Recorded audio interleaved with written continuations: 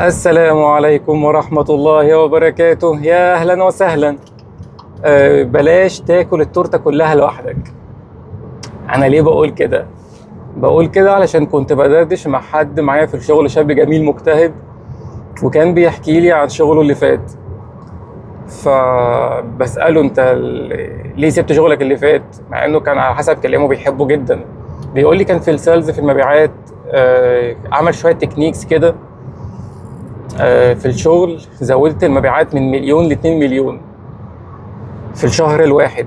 فقلت له جميل جدا، طيب وسبت شغلك ليه؟ قال لي ما هو صاحب الشغل لما لقى المبيعات زادت، العمولة بتاعتي هي كمان زادت، وبالتالي بخل عليا واستخسر فيا العمولة دي كلها اللي انا بقيت اخدها على مبيعاتي، ويبقى كل شهر ينقص من العمولة بتاعتي. فاللي انا عايز اقوله ان طالما انت عندك تورته، بلاش تبقى اناني وتاكلها كلها لوحدك. لا، يعني لازم الكل ياكل من التورته دي. ليه الكل ياكل من التورته دي؟ علشان خاطر التورته دي تبقى تورته واتنين وتلاته وحجمها يكبر.